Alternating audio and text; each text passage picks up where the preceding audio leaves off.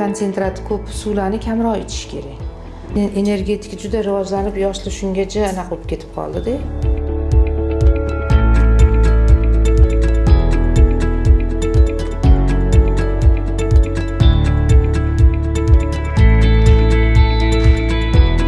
Chuqur kesmayapman, nomiga kesilyapti.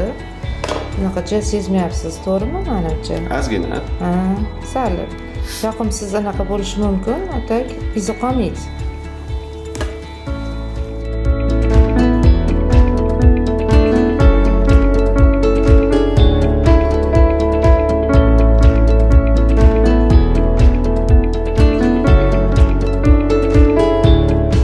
Boyagidan ancha o'zgarishlar bormi?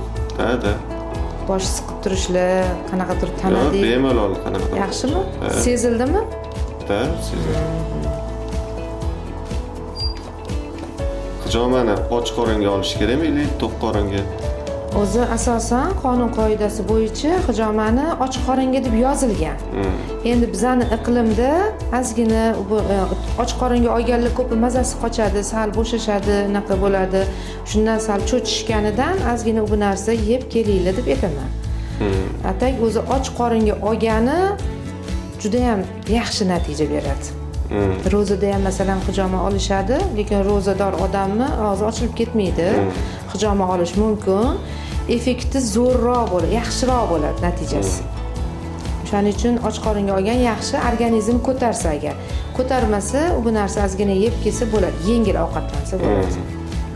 Men zalga chiqaman, shug'ullanaman. Qanaqadir og'riqlar bo'ladi, shu hijomani foydasi bormi? Ha, bor, конечно. Bu hijoma butun tanangizdagi qonni yaxshi aylantirgani uchun o'sha bo'g'in og'riqlarni, anaqalarni hammasini ketkazadi.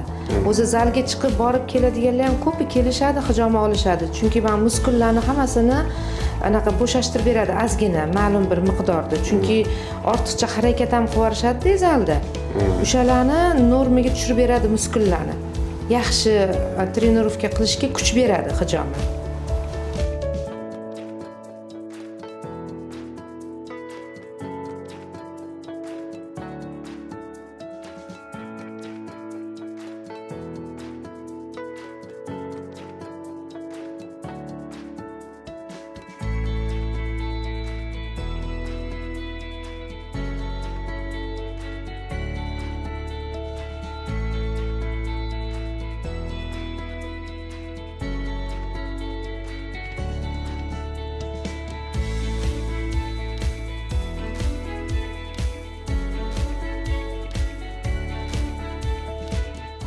Qanaqasiz, yaxshimi?